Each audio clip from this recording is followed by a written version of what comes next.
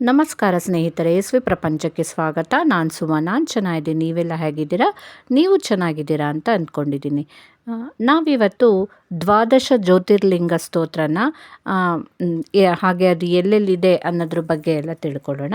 ಎಲ್ಲದಕ್ಕಿಂತ ಮೊದಲು ನೀವು ನನ್ನ ಚಾನಲನ್ನು ಪ್ಲೀಸ್ ಸಬ್ಸ್ಕ್ರೈಬ್ ಮಾಡಿಬಿಡಿ. ನೋಡಿ, ಆ ಶ್ಲೋಕ ಈ ರೀತಿ ಇದೆ.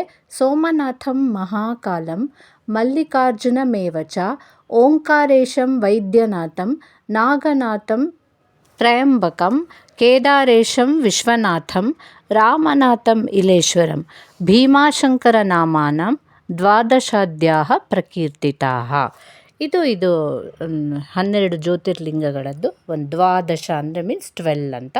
12 ಜ್ಯೋತಿರ್ಲಿಂಗದ್ದು ಒಂದು ಸಂಕ್ಷಿಪ್ತ ರೂಪ. ಇದು ದೊಡ್ಡದಾಗಿಯೂ ಇದೆ ದ್ವಾದಶ ಜ್ಯೋತಿರ್ಲಿಂಗ ಸ್ತೋತ್ರ. ಇದು ಸಂಕ್ಷಿಪ್ತ, ಈಸಿಯಾಗಿ ನೀವು ದಿನ ಹೇಳ್ಕೊಳ್ಳಿಕ್ಕೆ ಆಗೋ ಹಾಗೆ ಸಂಕ್ಷಿಪ್ತವಾಗಿ ಇದೆ, ಹಾಗೆ ಅಷ್ಟೇ ಮೀನಿಂಗ್ಫುಲ್ಲಾಗಿ ಸಹ ಇದೆ. ಇದು ಸ್ತೋತ್ರದಲ್ಲೇ ಗೊತ್ತಾಗೋ ಥರ ಇದರಲ್ಲಿ ಜಸ್ಟ್ ಎಲ್ಲೆಲ್ಲಿದೆ ಅನ್ನೋದನ್ನು ನಾನು ಹೇಳಿರ್ತೀನಿ. ಇದು 12 ಜ್ಯೋತಿರ್ಲಿಂಗ ಅಂದ್ರೇ ದಿವ್ಯ ಬೆಳಕಿನ ರೂಪದ ಲಿಂಗ ಅಂತ ಹೇಳಿಬಿಟ್ಟು. ಎಲ್ಲೆಲ್ಲಿದೆ? ಸೋಮನಾಥ ಇದು ಸೌರಾಷ್ಟ್ರ ಗುಜರಾತದಲ್ಲಿದೆ. ಮಲ್ಲಿಕಾರ್ಜುನ ಶ್ರೀಶೈಲಂ ಆಂಧ್ರದಲ್ಲಿದೆ. ಮಹಾಕಾಳೇಶ್ವರ ಉಜ್ಜಯಿನಿ ಮಧ್ಯಪ್ರದೇಶದಲ್ಲಿದೆ. ಓಂಕಾರೇಶ್ವರ ನರ್ಮದಾ ನದಿ ತೀರದಲ್ಲಿ ಮಧ್ಯಪ್ರದೇಶದಲ್ಲೇ ಅದನ್ನು.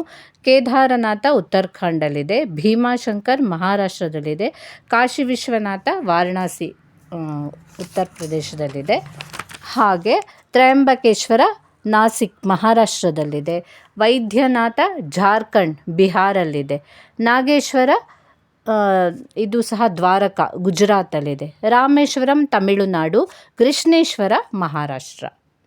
ಇದು ಒಂದು ಜ್ಯೋತಿರ್ಲಿಂಗ ದರ್ಶನದಿಂದನೂ ಬೇರೆ ಬೇರೆ ಬೇರೆ ಥರ ಬೆನಿಫಿಟ್ಸು ಸಹ ಇದೆ. ಅದು ಕಥೆಗಳ ಮೂಲಕ ತುಂಬ ಇಂಟ್ರೆಸ್ಟಿಂಗ್ ಆಗಿದೆ ಸ್ಟೋರಿ.